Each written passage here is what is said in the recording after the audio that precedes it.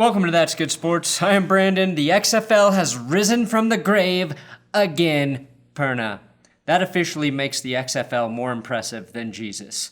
The Rock, also more impressive than Jesus, is purchasing the XFL. The Patriots now have 8 players who have opted out of the season, but still have a better defense than the Jets, who lost CJ Mosley to an opt-out.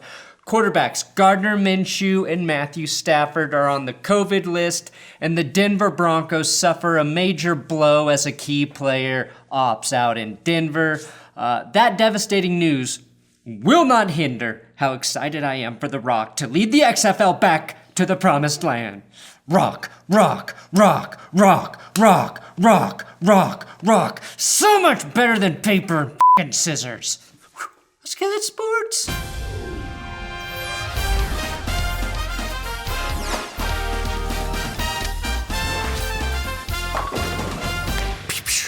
Please subscribe to this YouTube channel. Today's episode is sponsored by manscaped.com/goodsports and the Perfect Package 3.0 kit, which features high-performance boxer briefs.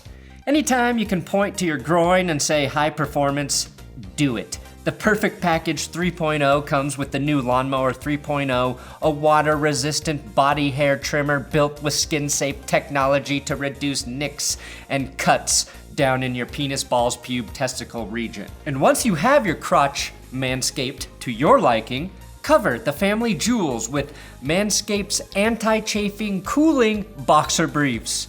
Your balls need to breathe.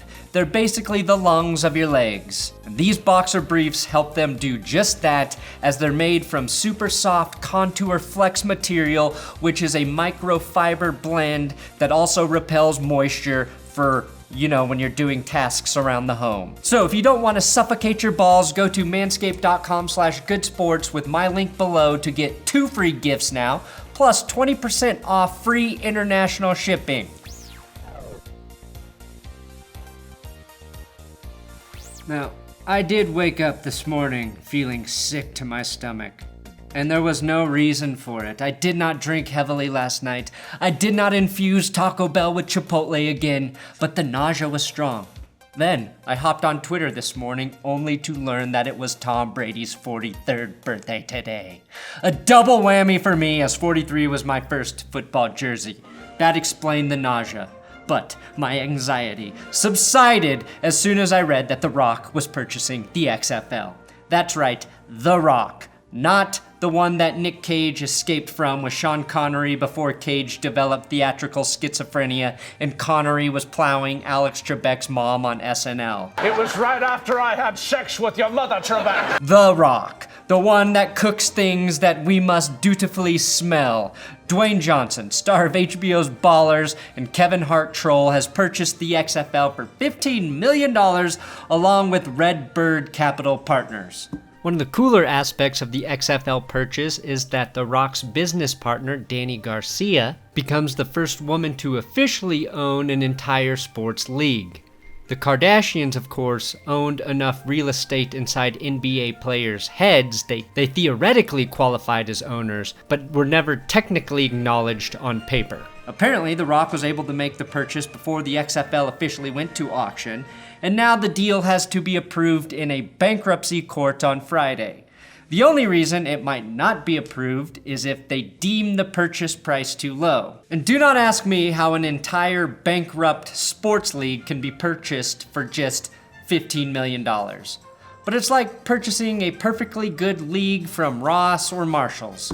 Honestly, I do not give a fuck about how the money works as long as it is run by The Rock. Not only would he be the most likable sports league owner in sports history, he's the polar opposite of Vince McMahon in terms of human decency. If you don't like The Rock, then your candy ass probably couldn't cut it in the XFL anyway. The Rock will be a partner with businesswoman Dany Garcia in Redbird Capital, which I'm pretty sure was one of the proposed names for the Washington football team. They're an investment firm that's putting up $15 million. The Rock was going in on half. But honestly, after 18 Fast and the Furious movies, 7 Jumanjis, and of course Skyscraper, I thought The Rock could pull $15 million out of his non-candy ass and have 100% ownage of the XFL. If The Rock is as smart as his massive quads would suggest, he should nip the national anthem thing in the bud. Just get rid of it and play a trailer for the newest Rock movie coming out before every game. No comment. But yes. The Milwaukee Bucks lost to the Rockets on Sunday, but the real story was that they busted out their beautiful Cream City uniforms. I'm not convinced Cream City isn't just an extension of the NBA's jersey ads, and creamcity.com isn't a new porn domain. It's really confusing to have a social justice message on the backside of Cream City. The backside of Cream City is also creamcity.com's most viewed category. Now, the Denver Broncos right tackle, wuanJames, has opted out. If you're a casual football fan, this may seem insignificant, but if you're a Broncos fan, this has been the thorn in our side that will not go away. The only thing more complicated than finding a right tackle to play in Denver is getting, bipartisan support in Congress for a real global warming solution. wuanJames barely played last season after signing a massive contract in Denver. And the guy who could fill in for him, Elijah Wilkinson, is on the PUP list right now. Wilkinson is expected to be back by mid-August for the Broncos at latest, so that's some good news, and he will assume the starting role unless a great right tackle appears out of nowhere, like they so often do. With the amount of money the Broncos have wasted at right tackle, they could have purchased the XFL 100 times over. And let me be clear, I support every player's right to opt out of their contract until it affects my team at a key fucking position. Also, this is John Elway's fault somehow. The good news though is Garrett Bowles is no longer the most detested tackle in Denver. Almost mirroring the James news, CJ Mosley opts out of the 2020 season, leaving the New York Jets with 0 impressive defensive players after they, of course, traded away Jamal Adams a week or so ago. I would say this is a massive blow to the Jets, and it is. But Mosley also missed 14 games last season after signing a 5-year, $85 million contract with the Jets in 2019. Keep in mind though, for the players that opt out, they do not accrue a year on their contract. So Mosley will still have 4 years left on his deal. You don't get to go back to being 28 years old though. Unless of course you're Bruce Willis watching Gordon Joseph Levitt try to kill you. Or you have a hot tub that turns out to be a time machine. Like when Julian Edelman accidentally found Bill Belichick naked in a hot tub and wished he could travel back in time to when he still had his innocence. The Jets do have a couple good options at inside linebacker with Avery Williamson and Patrick Uwasu, but this opt-out makes the 2019 free agent class extra painful between Le'Veon Bell and CJ Mosley, who will end up playing 2 games in 2 years during his prime. Knowing that Bell already opted out of a season where there wasn't a pandemic makes me wonder what he's going to do now. The silver lining for the Jets is the Patriots are losing players at 4 times the rate, with a league-high 8 players on the opt-out list. Tight end Matt Lacosse and wide receiver Marqis Lee became the 7th and 8th players to ditch the 2020 season, as players in New England realize getting paid to not be around Bill Belichick is the single greatest way to make a living on Earth. And again, assure they won't see a naked Belichick in a hot tub until 2021 at the earliest. So a win-win. Detroit Lions quarterback, the underrated Matthew Stafford, has been placed on the COVID-19 list. Now, he may not have the virus, and he might have just been in contact with someone who does have it. That's how they are going to use the reserve COVID list to try and keep shit from spreading in the NFL.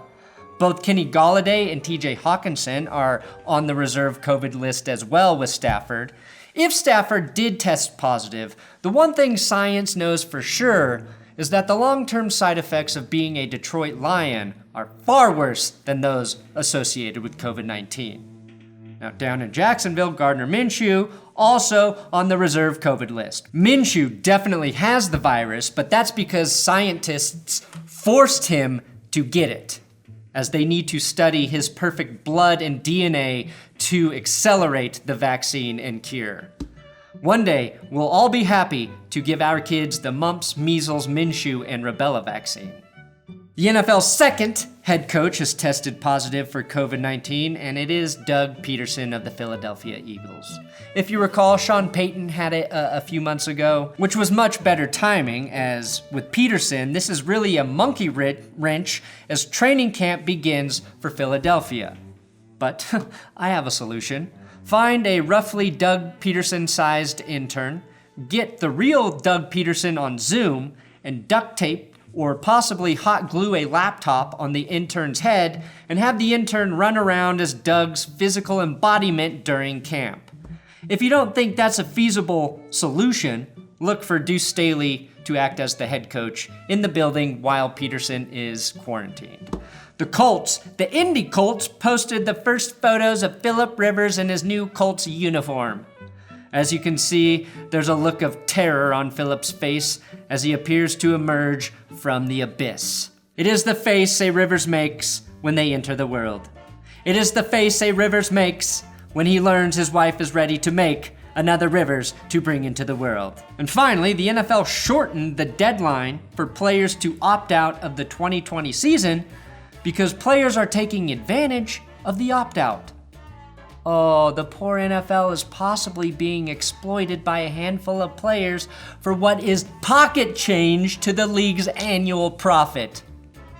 Essentially, teams are worried that the opt-out privilege is being abused so that players they are likely going to cut can opt out now and then get stipend as opposed to nothing.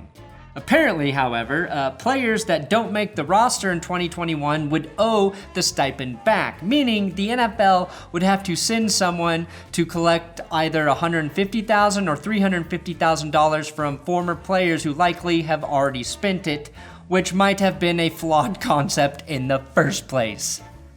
That seems like an impossible task for the NFL. The only players they would be able to retrieve the money from without hiring Dog the Bounty Hunter would be kickers.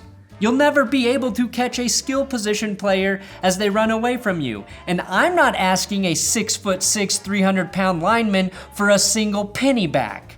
The Patriots' Devin McCourty ripped the league saying moving up the deadline was bullshit, and I agree with him. The level of greed atop the NFL is truly unmatched.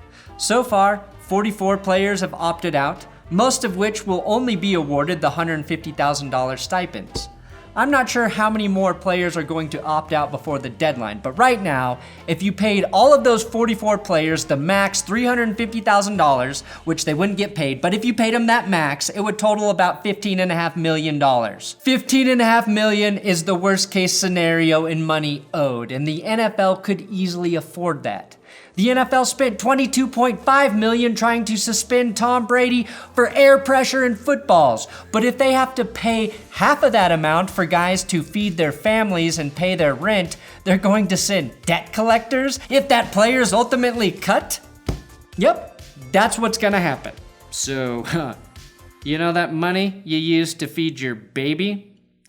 You're gonna have to give it back to the NFL. Yeah, Daddy Jerry, he needs a new solid gold toilet for his yacht. How's he gonna pay for that if you stole $150,000 to live off of? Huh? Oh, you selfish son of a bitch! Jerry needs a gold toilet, you fucking fucker, motherfucker! Give us your fucking money back. Jerry needs a gold fucking toilet, you selfish son of a bitch. Jerry can't shit unless Jerry shits on gold. Trust me, I know bullshit. Thanks for watching another episode of That's Good Sports. Please subscribe here on YouTube, on Twitter, Instagram, @Brandon Perna if you care to follow me on those social medias.